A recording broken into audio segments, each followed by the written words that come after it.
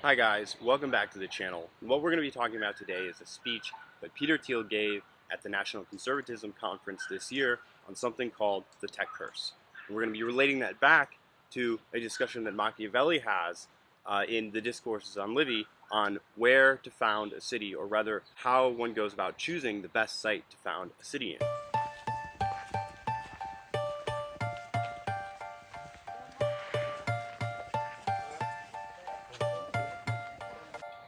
Now, Peter Thiel's tech curse, he says, is equivalent to something called the resource curse. The resource curse is well known in economics, and basically what it amounts to is when you have a country or an area, a polity rather, that is naturally gifted with immense economic resources.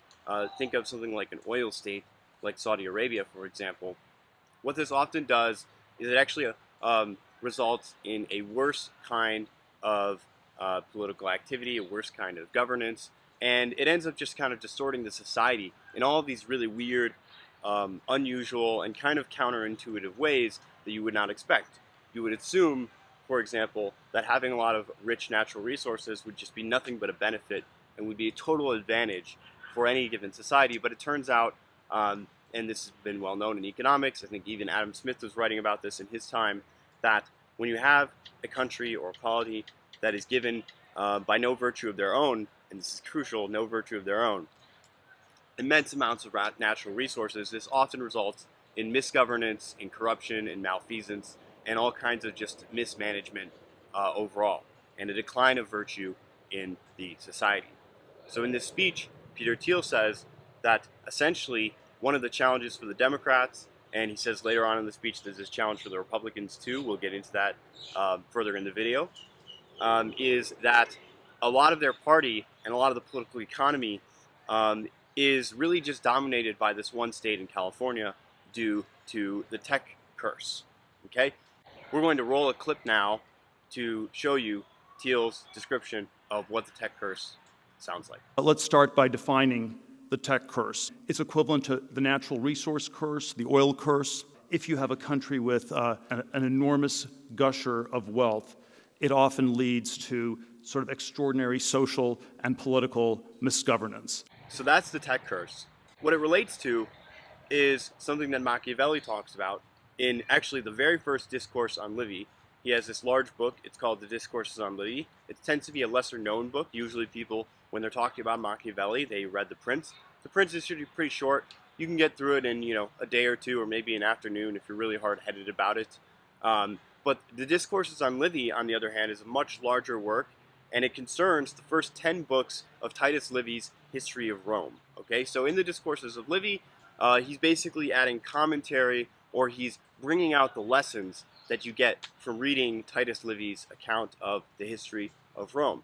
And oddly enough, in the very first chapter of the Discourses on Livy, he begins it by talking about the choice of site for the founding of a city. And what was that of the founding of Rome? And in this first chapter, what Machiavelli says is he says that the founder's virtue are going to be measured in two ways. There are two ways in which the virtue of the founder of a city or of a polity are going to be measured. The first is in the selection of a site. Okay, so what site did they choose? Assuming they had the opportunity to choose a site that was previously uninhabited or had been destroyed or abandoned or something like that. Okay, so obviously not every polity gets to just start from scratch, but he's saying in the situation where you have a polity that is started where there wasn't one previously, or the one that was previously there was just sort of some small village or something, and then it became a great city or a great empire, what were the considerations that the founder made when he chose the site? Okay, so part of the founder's virtue is his selection of the site, and another part of the founder's virtue is his choice of the laws, Machiavelli says. Okay, so the laws are also important, and what laws the founder initially sets down are in some ways the most important, because those are the foundational laws. Those are the laws that every other law that comes forward are going to be carried over from. And so the beginning is very, very important. The beginning is absolutely crucial. Okay, and so we'll get into this second part about the laws in a moment. But first, let's discuss this aspect of the choice of site. Okay, so he says, first of all, the obvious thing, of course, is that maybe you would want to choose a sterile site. Okay, and why would you want to choose a sterile site? Well, that doesn't sound like it makes any sense. Well, the reason you would want to choose a sterile site is, he says, that the necessity of having a site that doesn't naturally bear a lot of bountiful resources, food, etc., means that the people there, especially in the beginning, are going to have to be very disciplined. They're going to have to be very virtuous people in order to make a sterile land profitable for themselves, in order to build something on a sterile land. And so maybe you would want to choose a sterile site, because that would require that they be virtuous right from the get-go, right? There'd be no choice but to be virtuous, because if you're unvirtuous and you have a sterile land, you're just not going to survive. You're just going to die out. And so he says that necessity, right? Necessity is much stronger than choice. Okay, it's a lot easier to act in accordance with virtue if you have to out of necessity, rather than if you have to out of choice. But he says there's a problem with this. And what's the problem with founding a site on sterile land? Well, the problem is that it's very hard to actually grow and become a large power. Literally, you can't grow if you don't have the resources to do so. Okay, and so you can get something that's very virtuous on a sterile site, but it's never going to be very large. It's never going to be very prosperous. It's going to have a hard time dominating other polities around it, other societies around it, because those societies have just been gifted so much more, and they have just so many more resources. Okay, and so the problem with starting off on a sterile site is, of course, you are kind of just weak. You just don't have a lot. Then he says, okay, well, then maybe you want to choose a fertile site. Okay, what's the problem with the fertile site? Well, the problem with the fertile site is that when things are just too easy, people just, they become indolent. They go into sloth. They become basically unvirtuous, and they become corrupted, and they become lazy and complacent, and all the other things that we would associate with someone who's just given too much and doesn't really have to work for it. Okay, so this is the problem with choosing a fertile site, is that you run into this issue where it naturally tends against virtue in the people that are there to be given too much stuff. And this is what Peter Thiel also says about the tech curse. He says the problem with the tech curse is that you have these companies that aren't necessarily changing society. They're not necessarily, I mean, some of them are, but they're not necessarily all of them going to really be affecting the world in a great way because they're on this really amazing mission. Oftentimes, it's just that they've set up a natural monopoly, and the network effects and other kinds of things surrounding the way that these tech companies work means that it's extremely profitable for the people there, and they don't have to actually cultivate much virtue. They don't actually have to really work very hard. They just sort of get to live there and be awesome, and that's their life. Okay, and he also says that it tends to distort other aspects of the area around it, similar to what happens in the resource curse. In fact, Thiel says that the resource curse and the tech curse are equivalent in his speech. Now, that's a little bit of an exaggeration, probably. I don't know if he went back and did it again, he would say that they're necessarily equivalent. Although I'm not gonna correct Thiel on that one. But I would say that it does have this distorting effect. He talks, for example, about the real estate bubble or the real estate market in California specifically as one kind of massive distortion that's the result of tech just dominating so well in that economy. Remember, it's a very narrow sector of the economy, both for that state as well as for the nation. And so even if you have a lot of growth, even if you have a lot of abundance in that one area, it's not necessarily carrying over directly to broad-based growth or real innovation or change or advancement in the society. All right, so back to Machiavelli. So he says the problem with the fertile site is, of course, you get the decline in virtue, right? And so how do you solve this? Well, for Machiavelli, what he says is the way that you deal with this is you basically have a mix, right? Okay, so this might remind some of you of something like a mixed republic, for example, which Machiavelli also talks about in his other in his work. Same work, actually. I think he also talks about it in The Prince briefly. But really, if you want to learn about republics, you should read Discourses on Livy, because Discourses on Livy is Machiavelli's book on republics. Okay, so The Prince is written for a prince. It's written for setting up a principality. Okay, and so lots of people like The Prince. It's a lot more accessible. It's a lot smaller.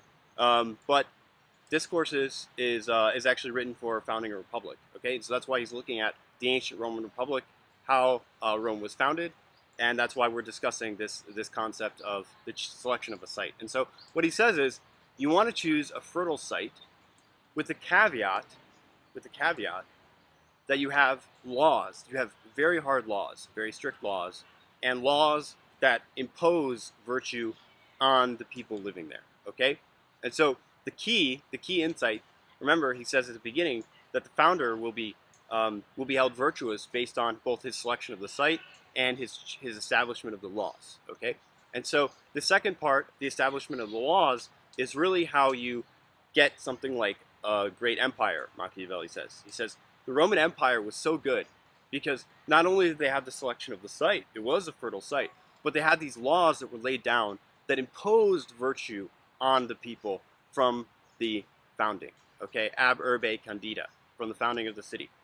And what that means is that you can basically stave off some of the decadence. You can stave off some of the corruption, some of the sloth, some of the indolence, etc., etc., etc., that comes from being very, very wealthy by having a very strict set of laws. He says, for example, one example that he gives is that you'd want to impose mandatory exercise regimes on the soldiers. You want to make sure that the soldiers have to exercise, because even just having this constant pressure of physical virtue imposed has a sort of carryover in the mind to other kinds of virtue that you might have. And if you talk to people who have gone through any kind of extreme training, they'll tell you, yeah, there's definitely a lot of carryover between getting yourself disciplined physically and that discipline carrying over into other areas of your life.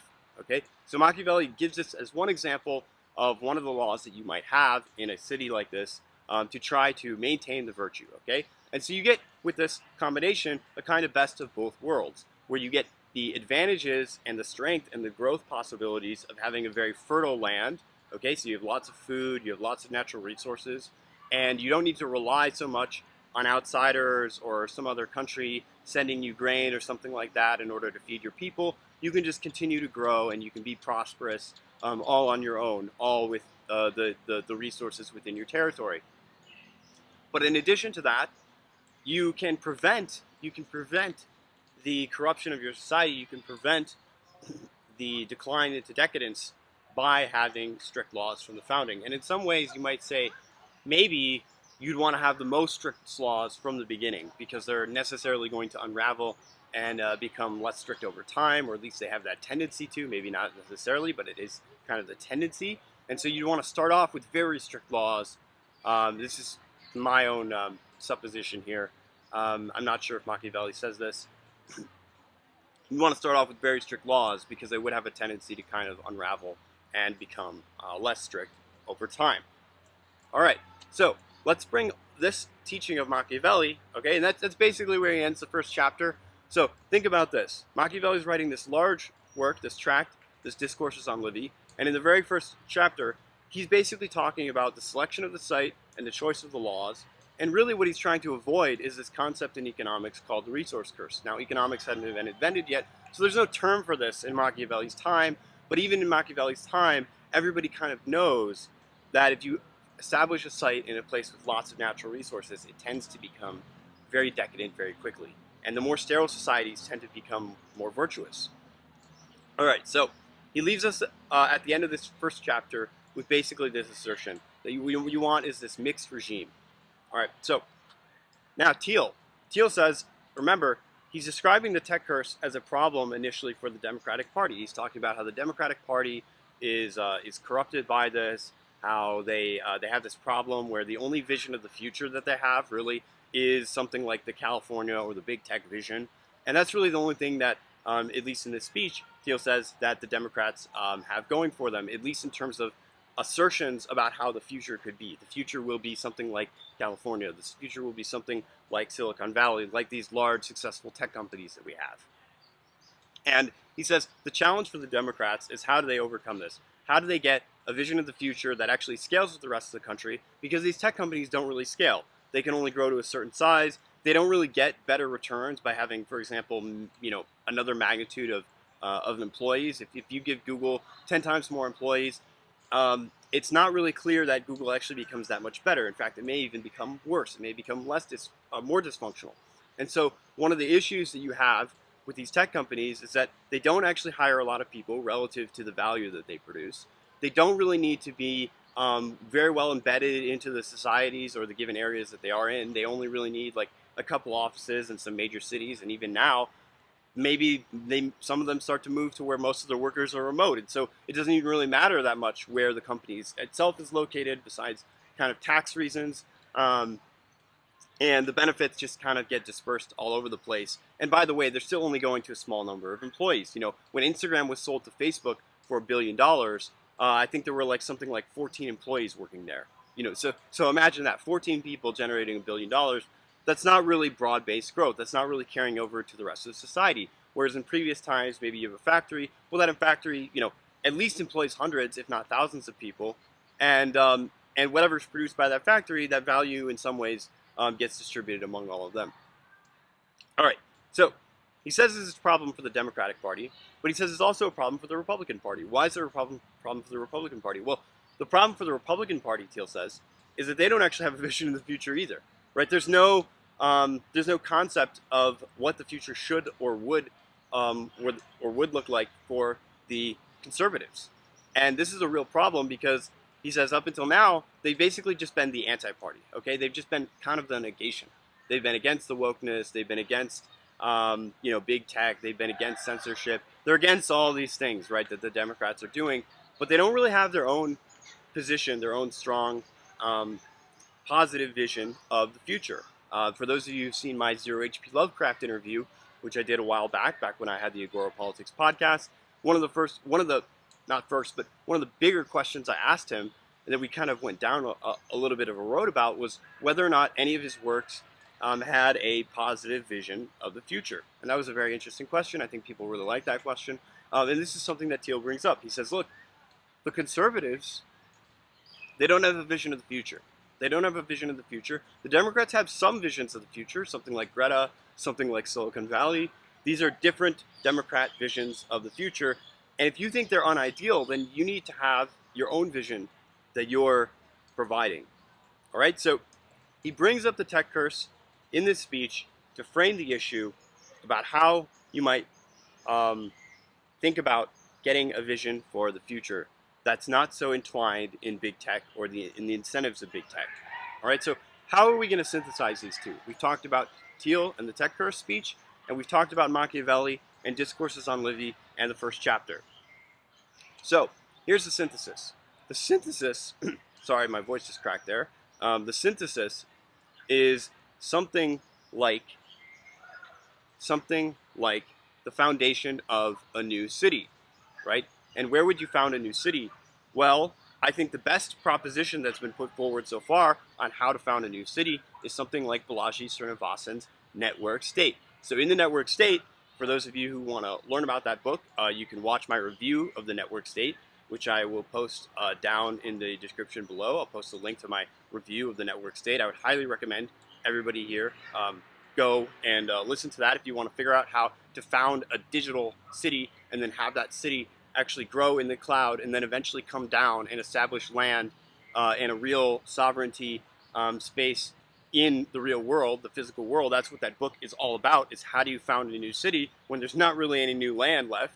There's not really any place that's unoccupied that isn't controlled by some sort of governmental entity, right? Short of societies collapsing, it's going to be very hard to found a new city, okay? So if you read the network state, you get some ideas about where and how and what the form of a new city might look like. And so my opinion to this challenge that is posed by Peter Thiel in his speech at the National Conservatism Conference is people should start looking into the network state. They should start looking into ideas about how to found new cities. Because again, what is Machiavelli dealing with in this first chapter? He's dealing with the foundation of Rome, okay?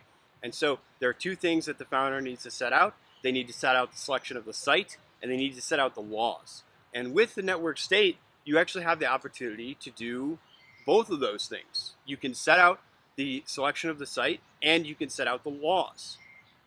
Now, one other thing you might think is, okay, but that doesn't really solve the big tech problem. I thought we were talking about big tech and California and so forth.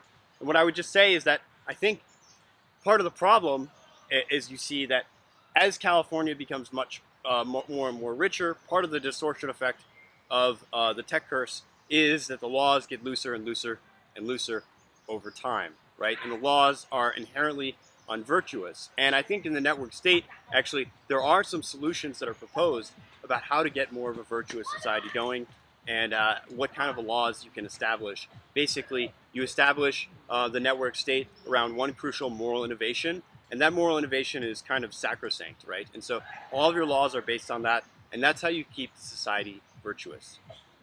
So I hope this has been an informative video for you about choosing the selection of a city and how to establish a virtuous city, right? The importance of the site as well as the importance of the laws, and comparing the tech curse that Peter Thiel describes to kind of the classical resource curse, which Machiavelli is kind of pointing towards in this first chapter of the Discourses on Livy. Thank you so much for watching, and have a good day, everybody.